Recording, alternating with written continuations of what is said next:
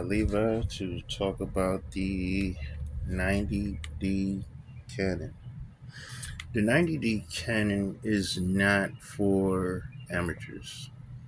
It was catered to the professional.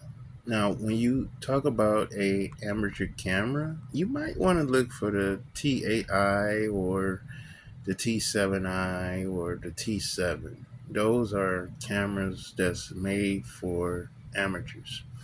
Why do I say this 90D is not made for amateurs? Because of what it does. It's a beast of a camera, and if you don't know how to work it, it's not going to work for you.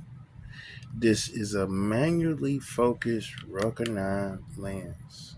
Manually focused. So honestly, I took all the AI out the camera. There is no AI in the camera with this lens on. So when it comes to face tracking and the constant focus points wiggling around to see the subject, none of that works. And the pictures that I actually pulled out of this lens, as you see, I like it because I got a filter for it.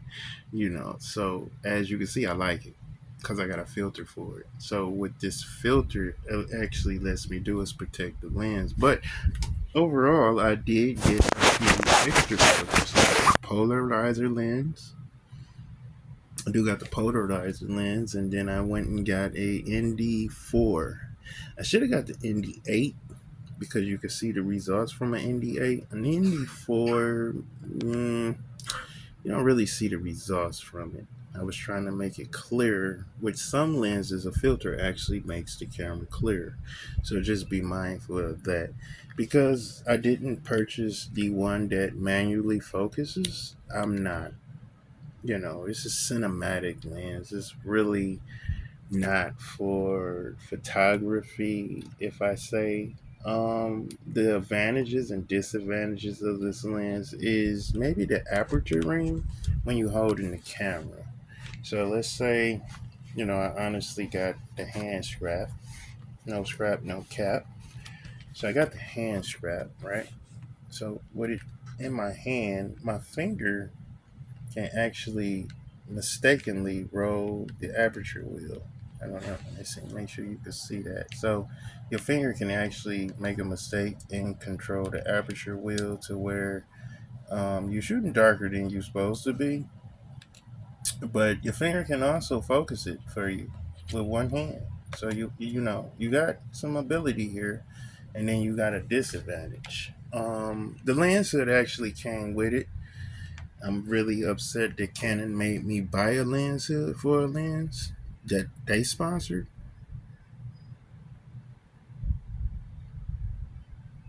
We don't keep that to ourselves, but I'm totally disappointed in them. How you gonna make me buy a lens and buy the lens hood? I bought two different lenses and they both came with a lens hood, right? I bought the Tamron 18 by 200. It came with its own lens hood. I bought this lens, the Rokinon 35 1.5, and it comes with its own lens hood. Why the Canon camera can why the Canon lens couldn't come with its own lens hood? You just had to make me spend an extra $69. Okay, so let's talk about the 90D and what makes it not an amateur camera.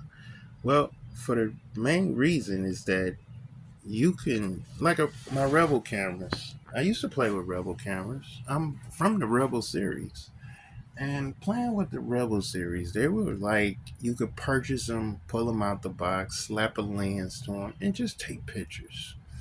They're gonna do the best that they can do. The 80D and the 90D are not like that. For what you can actually do. First of all, the 90D and the 80D has a top window. The Canon Rebels don't.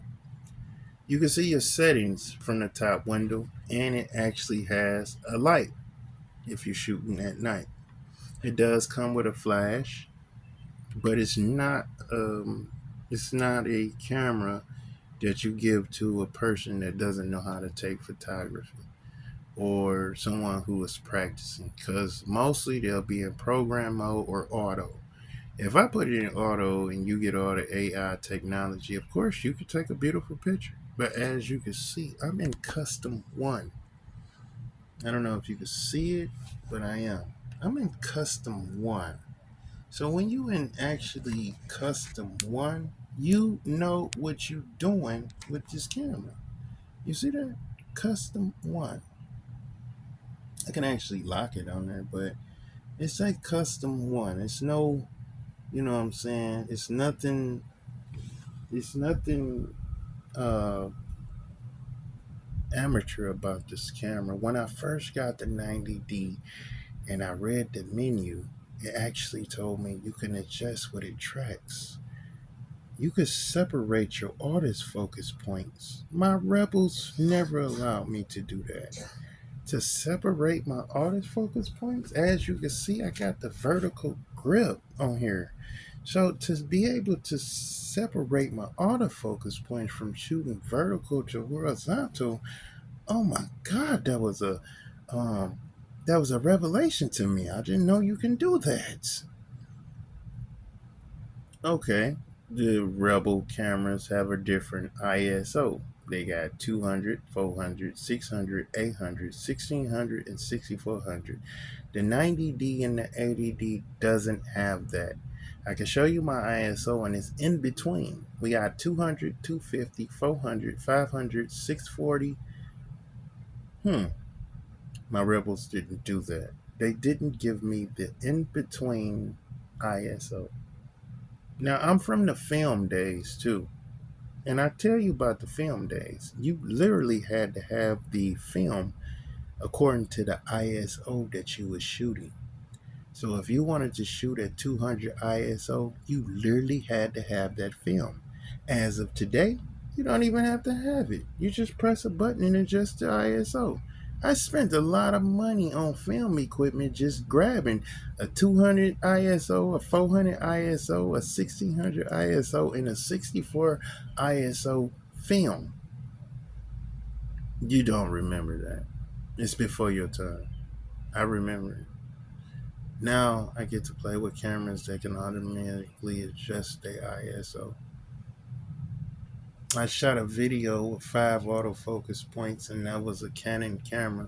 Now I got 45 autofocus points cross type with dual eye tracking. Now the 80D did have face tracking, and it did shoot a clean 1080p. Don't count the 80D out because I still got it, and I still use it. I found out that it wasn't the megapixels in the 80D. I found out it's the glass that's on front of it. When I put the same glass in front of it that I use for the 90D, I damn near get the same results from both cameras. The only difference is the resolution in the 90D. That's the only difference, the resolution. Then the 80D resolution is a 6,000 over 4,000. That's not the resolution in the 90D.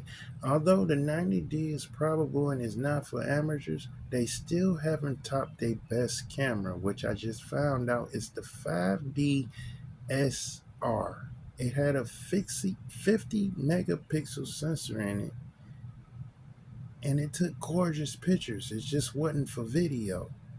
But when you took a picture with it, you felt the resolution in it. They haven't topped that yet. But for them to overdo or underdo a DSLR such as the 90D, I feel like that was a revelation. And they put the specs of the 80D inside of it. So you can control what this one tracks and focuses too. They didn't leave nothing out of it. They even gave me a little joystick to play with. Look, this joystick actually controls a lot of stuff on the camera in itself. And you can actually modify the values of each button. They put the lock back on here so you can't adjust your settings if you do it. This button here to turn it into video and audio kind of gets stuck, but that's probably with me eating around it. It's my fault. I just have to wash the camera off. Um, it's well built. You got 100% magnification. It does have manual focusing, but I still think I'm cheating when I use it. I just cheated on my wife when I use it. Cheating on my skills because I think I can just manually focus this lens by myself. Although I wear correctional lenses, but that's okay. The 90D in itself is a powerhouse. It can't be compared to any other camera that's a DSLR. It's the last camera I'm buying because I don't want to go mirrorless and do all of what they're doing with that AI technology. Leave me out of it. I don't need subject tracking, nigger tracking, asshole tracking, bird tracking, foot tracking, footstep tracking. I don't need none of that. I love that the 90D didn't get a lot of AI, even if I put its own lens on here. It didn't get a lot of it. And I'm so blessed to have it to where I can play with it when I want to without borrowing it from somebody. It's totally mine. Dude, I said if I get this camera, I was gonna kit this bitch out, and I did. I got 2 batteries in this bastard, dude. I'll never die. No, I'll never stop fighting. You know what I'm saying? We still got a problem though. The 11 frames per second. This thing does not shoot 11 frames per second. I didn't clap the 100. No, raw. I didn't clap the 135 pictures clean in raw. I am not for sure why the ISO controls how many frames per second you get, but in the Canon 80D and the 90D, it does. You can see it in your eye though. You would have to look in your eye, and when you go to the maximum ISO, you'll see that you'll get maybe 18 continuous shots. But when you at the lowest ISO, you actually can get a good clean 30 shots out of this thing. What I got a I got a high speed card in here, so I'm gonna show you. This is the UHS2. It's not like any class 10 card you ever play with. This is a different class 10 card. Look at the motherboard on the back of this bastard. I can show you the other cards, and they don't have motherboards like this. Why did I buy it? I bought it because they said it could take it. And honestly, I wouldn't take it out. I respect it. This card is amazing when you want rapid speed and you just want to really just rattle off some shots, man. This camera is impressive. Thank you, Canon, for creating the last DSLR that I'll ever buy. I appreciate it. I'm having a blast with the touch screen and the algorithms of everything this camera does with 4K cropping, the 120 frames I've used multiple times for just still waters. I done been to the water with this thing. I done dropped it in the water. I done played with it in the rain. I mean, I done everything to try and destroy it, and it's still alive. I done threw it at somebody. No, I'm just playing. I'm just playing. But if I did, it's under warranty. I got a good warranty on it. So, but the specs of it though, you got something similar to the 80D. Now, what I don't like about it is the mic jack. Now, on the 80D, the mic jack actually folds down. But if you look at the 90D, it's kind of flying up. So no, the screen don't get in the way, but you can't like push it back here. You can't push it back here, and then the screen will hit it. So it's like I don't know. Let's see. Well, the screen hit it. Bam! The screen hit it. I told you, the screen will hit it. So you got to keep the flap forward, and that's kind of a spoiler. Some people reject the screen that is not flush with the camera, but if I lay it down, you'll see that it is flush, or yeah, it's flush with the camera. If it wasn't, it probably would have bent or broke off. So um, yeah, it's definitely flush with the camera. Whether the hinges on the 90D are very different than the 80D. The 80D in itself is like built like a tank. The only thing makes this feel like a tank is the dual batteries I got inside of it. Actually, it's pretty childish. It is. It's pretty childish. The battery grip, they never told me took two batteries. I never did research on it. I was shooting with one battery. Never thought I'd need another one. The battery in here is not like the mirrorless batteries. Why did they get the mirrorless camera batteries, Rebel batteries? Why? Why did they do that? They knew that they was putting power into a device that would suck maximum juice out of a battery. You see, the difference between my camera and their camera is I don't have an EV viewfinder. I don't have an EV viewfinder, so I got an obstacle viewfinder. So that's not even taking any of my battery. And the beautifulest part about it is I'm using a manual lens. So by I'm using a manual lens, the autofocus is not even taking the battery. You know how many pictures I can take? Two batteries manually focusing. And they on like 96 and 97. I'm killing the game. The 90D is running circles over any mirrorless camera there is. And the 90D actually has an electronic shutter. You could turn it in live view and take a picture without it making any noise. It's got silent shooting. I never had silent shooting, but on the 80D, I'm disappointed in them Canon Rebels. They spoiled me, but they didn't teach me the truth. But I tell you what, I had fun with them.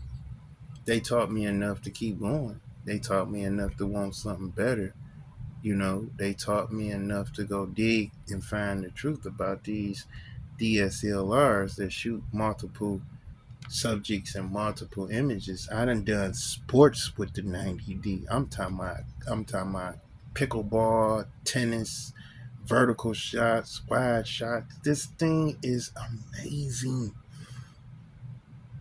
I don't care about Sony and Nikon's new camera. I'm not trying to keep up with the Joneses. I'm just trying to keep up. I don't even want the Z63 or whatever it is, the Z63 or something. I don't even want it. Because they autofocus are still trash. I don't care what they do. They'll never get it right. And as I just watched Jared Poland Frodo's video, he still had trouble with a focusing. And that's supposed to be a pre-production of the new camera.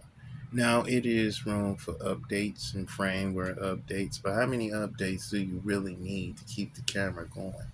Didn't you think to give it all them updates when you made it? Or did you just make something to put out here for the consumers to say you did a good job? You was looking for a pat on the back, huh? Mm-hmm. That's all Nikon wants is a pat on the back and to use your money to make another useless ass camera. Where Canon, on the other hand, made something that makes sense. The 90D. The 90D makes sense in every way. It's for stills, video, memories, durable.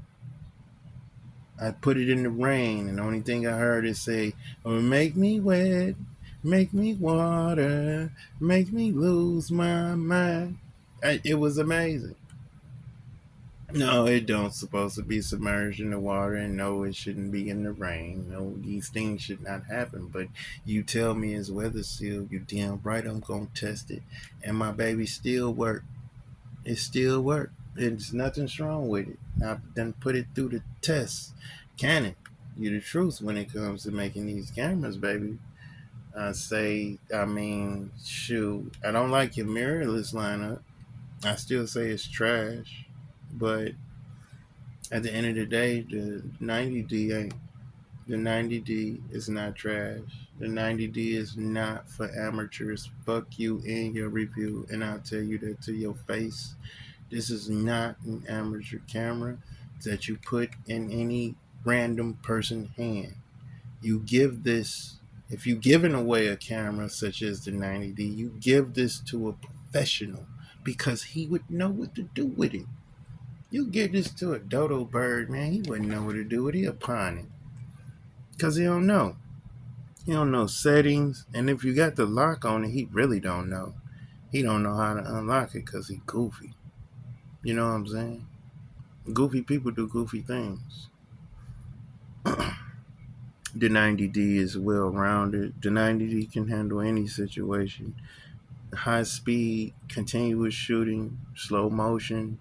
I done did vertical shots. Man, I done caught birds flying with this thing. But it's all about the settings on the inside. And I'll give you a true fact about the 90D. Now, the 80D was different when you taking raw pictures. So I set the temperature. Yes, the camera does temperature. I set the temperature for the inside of the house as I shot a video, right? I take the 80D outside and I see a blue jay in the tree. I just can think to put on my super lens and get a picture of this blue jay in this tree. Bam! Slap the lens on. I'm just shooting away. The 80D does great when it comes to high frame shooting.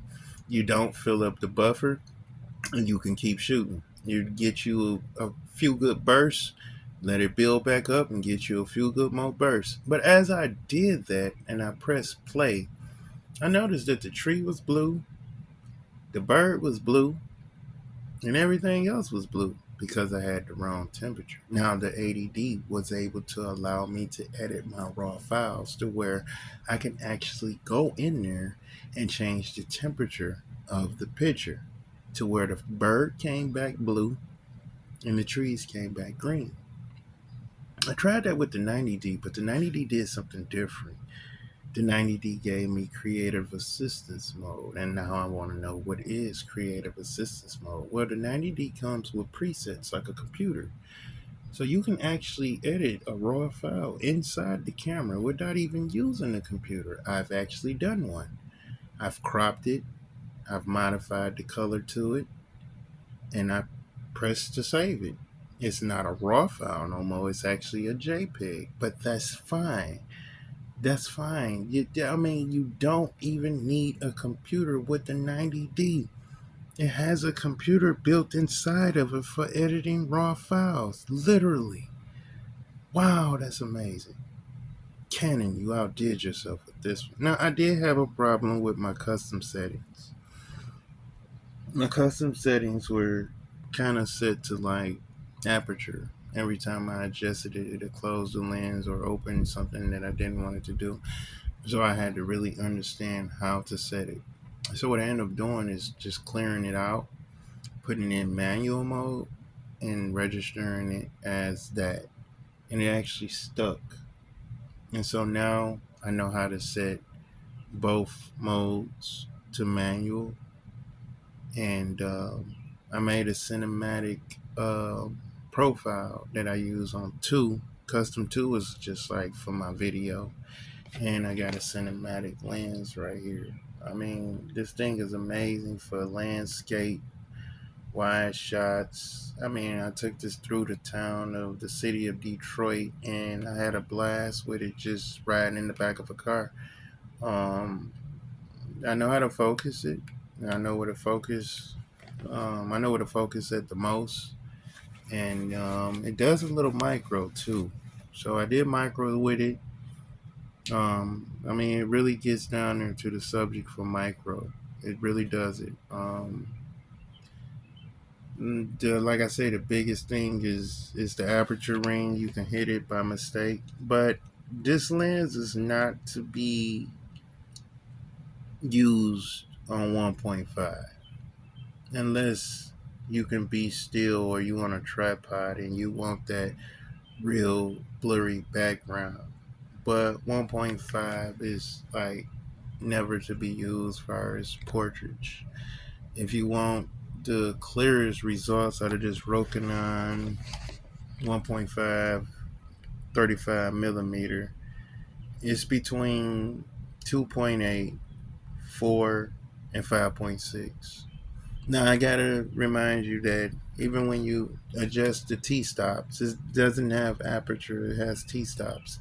Even when you adjust the T-stops on the 90D, the viewfinder will get dark. So I really tell you to do this first. Um, Focus your picture first with this lens and then change the T-stop. Why would you want to change the T-stop? Because most lenses shoot a better picture. Step down a little bit. Sometimes shooting with lenses wide open doesn't really work like that. So I keep it on 2.8. I keep my shutter speed on 8,000 as much as I can. And if I need, the beautifulest part about it, if I need to slow it down, I don't slow it down. I just adjust this ring right here. I just adjust this ring right here, which is the T-stop ring, and it works perfect. You can step it down while it's focused, and you don't have to change the speed to it. Usually you have to go into the camera, or you can use this little wheel right here. This wheel right here is very useful for closing your lens up if you're using an automatic lens. This wheel right here will adjust your aperture as you choose. But with this lens here, this lens has no connections to the camera. The camera doesn't even know the lens is on it. The beautifulest part about it is the camera's still ready to take a picture with no lens. I'm ready. I'm ready. That's interesting. No, I tried everything. I went to the corrections and it doesn't register that there's a lens on her at all. That's a good thing or a bad thing? It's a medium thing. It takes the AI out of it. Now, I got plenty of lenses where, I got the 70 by 300, I got the 55 by 250, I got the nifty 50, and I got the 24 millimeter. I got plenty of AI lenses. I just wanted something different. Something different. Now I did buy the Gen 2 400 by 800, and that was definitely manually focused. And every time you extend it, it changed its own f-stop. But what was interesting is about that is that I can actually use shutter speed to actually take a picture with it. Was it hard? Yes, it definitely was hard. Extending it to like 800, 400, and manually controlling it. And yes, it was a very challenge that I was willing to accept. And I accepted it with a smile because for $179 manually focus and you get what you're looking for. And I had that on the Canon Rebel. That was the T8, the T7i, the 800D. And I say that camera was amazing with the 45 autofocus points, and actually did video. It was lightweight, but it wasn't professional. It didn't have the top window. My knob was always on the other side. I wanted the top window. I didn't know they cost over $3,000 to get the top window though. But the 90D costs about 850 right now, but I mean the 80D costs about 850 right now, but you probably can get it on eBay for 650, and it's probably trash at that time. The most thing they lose on these cameras is the eye cup. This is the eye cup. And if this part is missing, you're not really gonna get a good picture. So you know what I did? I ordered a few of them just in case I lose one. They break too easy. They unsnap too easy. You could be walking down the street and the mug would just fly off, and you running around like a chicken with your head cut off looking for it. And I was actually looking for it. I actually turned around and retraced my steps to look for it. And guess what? It was in my back pocket all this time. But I'm waiting for my order to get the new ones though. I actually ordered three of them because this eye cup is very important in photography and just the appearance of your camera. But I know regular people wouldn't recognize the fact that it looks like this. Most people would think this is what it's supposed to look like. Most people wouldn't even understand that something on this camera is missing. And you would purchase it like this because you don't understand that what's missing. I mean, you would honestly purchase it like this because you don't understand what's missing. The most important part about the camera is missing the eye cup. You press it down and make sure it's stable. Now, it doesn't slide anywhere and it won't slide off, and it keeps you from hitting the diopter. So, it won't slide off because it's got clamps on it, and that's brand new. It's best to keep it clean if you wear glasses because your glasses press up against it and make it dirty. And it makes your lens dirty too, and not deal with glass a lot. So, dealing with glass a lot, you gotta keep your hands dry. No matter what the wife say, you gotta keep your hands dry because any grease get on this or the mirror inside of this, you pretty much assed out. And the only way to get grease off of any of this stuff is like dish soap. Yup, dish soap. It cuts grease, right? So when anytime you want to clean any part of this, not a lot, just a little bit, dilute it with some water, and you can actually use dish soap and wipe it off with some water. It won't film up, it won't do nothing extra, and you can get back to it. Just be careful with the mirror. Don't spray the mirror, spray a cloth that's designed for glass, and then wipe the mirror gently, fold the towel, and wipe the mirror off so there is no residue of the soap that's on it because it will mess up your picture too. You always maintenance your camera anytime you not using it or you done using it. It's a squeezy blower that you can blow the dust out with it. Don't use nothing high powered. You can mess up the mechanisms inside of it, especially the shutter cover because it does have a shutter cover inside of it. And the 90D is not for beginners. The 90D is for professionals. The 80D is for professionals. The 70D Mark 1 and 2 was made for professionals. The 6D Mark 3 was made for professionals. These are not cameras that you can give to a person who doesn't know what they're doing. You give a Pro Shot or an iPhone, that'll work. You don't give these to people who don't know what they're doing. They wouldn't cherish it. They wouldn't understand the quality and image that you get from this thing. They wouldn't even appreciate it. I'm Rabbi Talmud Roshan Levi, shooting with the 90D with the Ruckanon lens, 35 by 1.5, which you never want to shoot at that. But the gears on this lens are very rough, so you just be mindful. They designed for a motor and a belt. They're not really designed for your hand, but they designed for a motor and a belt. And since we not using none of that, I guess we just going to turn the focus ring. This is my review on the 90D.